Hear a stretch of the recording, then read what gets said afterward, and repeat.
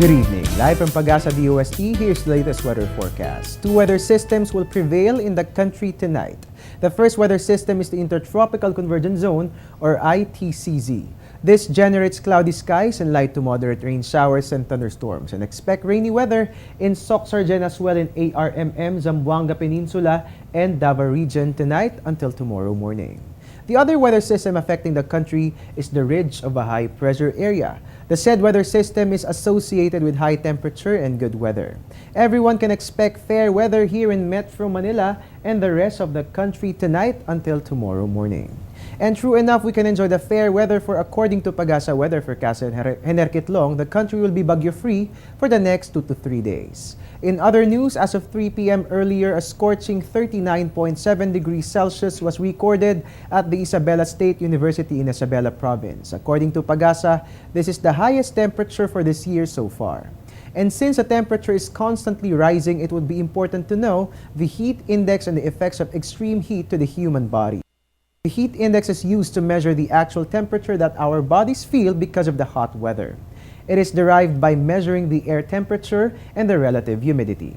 And now that we know what heat index is, we should also take into consideration its effects to the human body.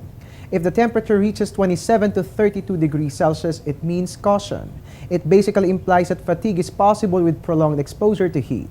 Continuing activity could result in heat cramps. When the temperature reaches up to 32 to 41 degrees Celsius, extreme caution is raised. With this temperature, heat cramps and heat exhaustion are possible. Continuing activity could result in heat stroke. If the temperature increases and it amounts to 41 to 54 degrees Celsius, it means danger is looming. With this temperature, heat cramps and heat exhaustion are likely and heat stroke is probable with continued activity.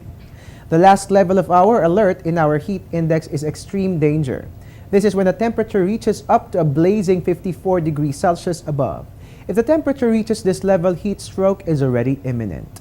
And now that we already know the effects of heat index, it will also be important to know how hot will the weather be in the next few days. We'll find that out in the 4-day forecast index. According to the said forecast, Tugigara will have smoldering temperatures starting tomorrow till Sunday. For tomorrow, we can expect 40.5 degrees Celsius in our heat index. On Saturday, it will reach up to 40.2 degrees Celsius, but things are gonna get better come Sunday, for our heat index will drop to 39.8 degrees Celsius. Metro Manila will have hot weather as well. This coming Monday, the Metro is forecast to have a heat index of 39.2 degrees Celsius. And because the weather will be hot in the next few days, we're giving you some tips on how to avoid human discomfort given the high temperature. First is stay indoors as much as possible and stay at the coolest area in your house. Also wear lightweight and light-colored clothes so that air will circulate throughout your body.